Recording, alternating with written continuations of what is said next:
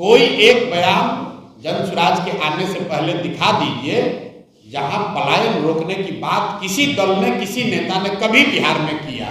राजद के, जदयू के किस नेता ने किस समय कहा कि बिहार से पलायन रोकना चाहिए? बॉम्बे और दिल्ली में जाकर कूड़ा करकट उठाना, सब्जी बेचना, वहां की साफ सफाई करना काम कोई बुरा नहीं है। गौरव की बात तब होती जब पूर्णिया में, सहरसा में, कोसी में, सीमांचल में हम लोग वो सब्जी उगाते और यहाँ से रेफ्रिजरेटेड ट्रेन से, बसों से, गाड़ियों से, एरोप्लेन से वो सब्जी बॉम्बे और दिल्ली भेजते। तो हम लोग ये भी उनको बताते कि भैया अगर बिहारी को गाली दोगे तो यहाँ से सब्जी दूध भेजना बंद कर देंगे, तुम्हारा खाना पानी बंद हो जाए। इस राज्य का सबसे बड़ा संवैधानिक पद पर बैठा हुआ व्यक्ति ये स्वीकार कर रहा है कैमरे पर कि यहाँ इतना भ्रष्टाचार है कि कोई निर्णय लेना संभव ही नहीं है। हम कह रहे थे बेरोजगारी और पलायन की मुख्यमंत्री के दावेदार है जनसुराज से। जनसुराज इस बार व्यवस्था परिवर्तन का वाहक है और जनसुराज में इतने लोग हैं कि जीत कर अगर आने की क्षमता हम लोग में है तो हम लोगों में ये भी क्षमता है कि जीत कर आने के बाद दल का नेता तय कर लिया जाएगा। और जब तय किया जाएगा तो आप जैसे पत्रकारों को हम लोग बुलाएंगे, उसकी घोषणा भी करेंगे और हाई टी पर आपसे चर्चा भी करेंगे। बेरोजगारी और पलायन पर जो है सारी पार्टियां कहती है कि हम बेरोजगारी और पलायन दूर करेंगे, आप भी कहते हैं और एक आप कहते हैं कि हम सरकारी नौकरी नहीं देंगे, तो फिर आपका क्या प्लान है, कैसे दूर करेंगे? आपका शुभ नाम सर क्या है? रवि नाम। बुरा नहीं मानिएगा, आपकी उम्र तो थोड़ी ज्यादा अनुभवी व्यक्ति आप लगते हैं। आप इतने दिन से पत्रकार हैं, मुझे राजद का या नीतीश कुमार का या भाजपा का कोई एक बयान जनसुराज के आने से पहले दिखा दीजिए जहां पलायन रोकने की बात किसी दल ने, किसी नेता ने कभी बिहार में किया। क्या बात करते हैं आप लोग? मैंने अभी आपके एक साथी मित्र को कहा कि जब आप आ रहे हैं पीसी में तो जैसे बिहार की सब व्यवस्था को सुधारना है वैसे पत्रकारों को भी सुधारने की जरूरत है।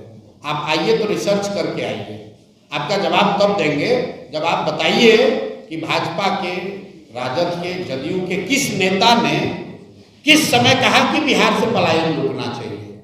अभी तक नेता यही कहते रहे हैं।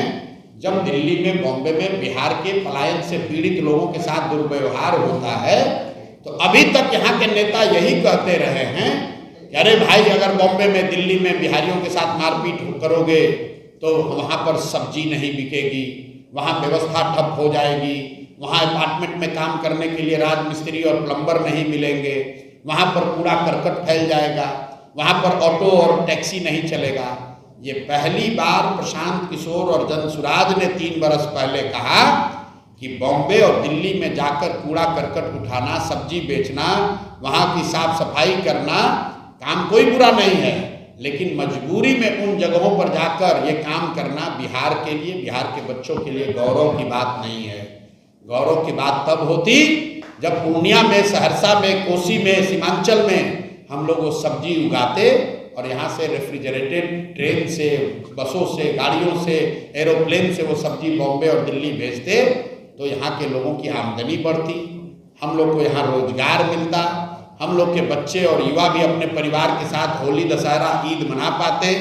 और अगर दिल्ली, बॉम्बे में कोई बिहारी को बिहारी कह के गाली देता तो हम लोग ये भी उनको बताते कि भैया अगर बिहारी को गाली दोगे तो यहाँ से सब्जी दूध भेजना बंद कर देंगे, तुम्हारा खाना पानी बंद हो जाएगा। वो सम्मान की बात है।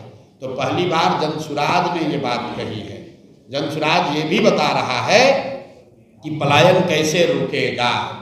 यहाँ पर बेवकूफ़ नेता ये अभी तक बता रहे हैं कि सरकारी नौकरी दे देंगे। मैंने अभी आपको आंकड़ा दिया, 23.25 लाख, 13 करोड़ से ज़्यादा आबादी वाले बिहार में सिर्फ 23.25 लाख लोग सरकारी नौकरी करते हैं। कैसे दे दोगे? अगर मान लो तेजस्वी यादव की बात मान लो, आपने 10 लाख नौकरी दे भी दिया तो भी 23 लाख से बढ़ के 33 लाख हो जाएगा। 13 करोड़ लोगों को रोजगार कैसे मिलेगा? तो जनसुराज ने उसका रास्ता बताया कि बिहार से होने वाले पूंजी के पलायन को रोक के बुद्धि का पलायन रोका जाएगा। और जिस दिन पूंजी और बुद्धि का पलायन रुका उस दिन श्रम का पलायन अपने आप रुक जाएगा। पलायन यहाँ सिर्फ मजदूरों का नहीं है, यहाँ पर सबसे बड़ा पलायन पूंजी का पलायन है जो बैंकों के माध्यम से हर साल होता है। करीब करीब 2.5 लाख करोड़ रुपया बिहार के लोगों का पैसा बैंक यहाँ से दूसरे राज्य में भेज रहे हैं, उसको रोकने की जरूरत है। बिहार से हजारों बच्चे कोटा में, आईआईटी में, बड़े कॉलेजेस में पढ़कर वहीं पर नौकरी रोजगार कर रहे हैं, वो बिहार वापस नहीं आ रहे हैं, उसको रोकने की जरूरत है। जिस दिन ये बैंकों से पैसा जाना रुक जाएगा, जिस दिन बिहार के पढ़े लिखे समझदार युवा बिहार में आकर नौकरी रोजगार करने लगेंगे, अपने आप सारा श्रम का पलायन रुक जाएगा।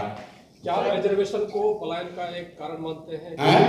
रिजर्वेशन बिल्कुल नहीं, रिजर्वेशन से इससे क्या लेना देना है? ये रिजर्वेशन का भूत आप लोग ऐसा यहाँ समाज में बांटा है, भाई फिर से रिपीट कर रहा हूँ एक ही डेटा को बार बार। 23.25 लाख लोगों को नौकरी है, ये हुआ बिहार की आबादी का 1.97%। 2% से कम लोग बिहार में सरकारी नौकरी करते हैं। रिजर्वेशन इसमें 20% हो, 40 हो, 60 हो, 100 हो, 23 लाख लोगों को ही तो असर पड़ेगा।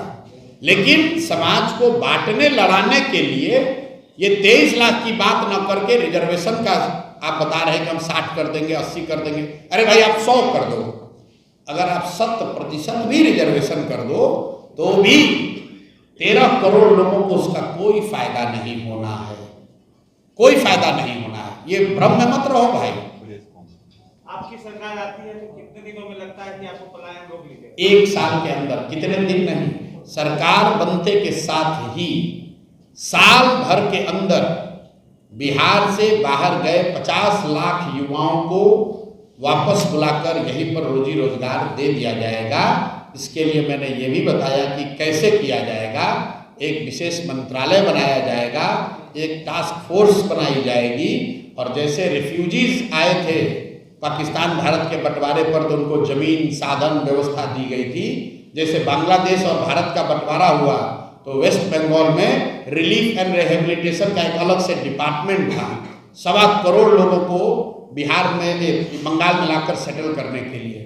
वैसे ही बिहार में जन सुराज की व्यवस्था बनते के साथ ही एक हाई लेवल टास्क फोर्स बनाया जाएगा, एक फुल फ्लेजेड मंत्रालय विभाग होगा, जिसका सिर्फ और सिर्फ काम ये होगा कि 50 लाख से ज़्यादा लोग जो मजबूरी में अपने परिवार का भरण पोषण करने के लिए, पेट पालने के लिए बाहर गए हैं, उनको वापस बुलाकर यहीं पर रोजी रोजगार की व्यवस्था कर दी जाए।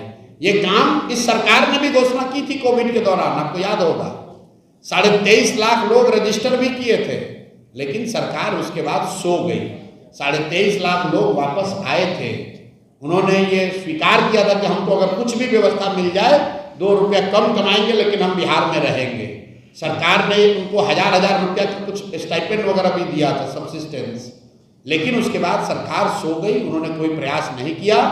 लेकिन हम लोग डिग्री कॉलेजों में वो ड्रॉ के माध्यम से की जा रही है, गलत है। लेकिन इस पर गवर्नर साहब का बयान आया है, आपने सुना होगा। गवर्नर साहब ने प्रेस में कहा कि इतना ज़्यादा प्रेशर है, इतना ज़्यादा इसमें भ्रष्टाचार है कि इससे बचने के लिए मैंने ड्रॉ वाला सिस्टम बनाया है। तो एक तरह से इस राज्य का सबसे बड़ा संवैधानिक पद पर बैठा हुआ व्यक्ति ये स्वीकार कर रहा है कैमरे पर कि यहाँ इतना भ्रष्टाचार है कि कोई निर्णय लेना संभव ही नहीं है, लॉटरी के आधार पर इसलिए निर्णय लिया गया है। बिल्कुल गलत है। पटना साइंस कॉलेज जैसे बड़े कॉलेज में कोई होम साइंस पढ़ाने वाले टीचर या प्रोफेसर को प्रिंसिपल बना देना, ये 150 साल में पहली बार हुआ है। ये बिहार की स्थिति के शिक्षा के लिए बहुत घातक है। पैनोरमा ग्रुप, जो सोचता है वो करता है। आपके अपने सपनों का आशियाना। ये लो, मुंह मीठा करो। आज मैंने अपना जॉब छोड़ दिया, अब हम पूर्णिया वापस जाएंगे। जॉब छोड़ दिया है? मतलब ये घर कैसे चलेगा? हम करेंगे क्या? और माँ बाबूजी क्या बोलेंगे? इसलिए मैं एक और मिठाई का डब्बा लाया। अपने बिजनेस के लिए लोन अप्रूव हो गया। अरे लोन अप्रूव हो गया वो तो ठीक है, लेकिन पूर्णिया में हम रहेंगे कहाँ? अपना घर भी तो नहीं है वहाँ। इसलिए तो एक और मिठाई का डब्बा अलग से लाया हूँ। हमने पूर्णिया में घर ले लिया है, पूर्णिया के ई होम्स पैनोरमा में। पूर्णिया में पैनोरमा ग्रुप लेकर आए हैं ई होम्स पैनोरमा। बड़ा घर, आलीशान जिंदगी और अत्याधुनिक सुविधाओं के संग। अरे अब क्यों मुंह मीठा करवा रही हो? क्योंकि हम घर वापसी जो कर रहे हैं। घर वापसी की खुशी। पूर्णिया में ई होम्स पैनोरामा के संग। ई Homes Panorama, luxurious lifestyle redefined.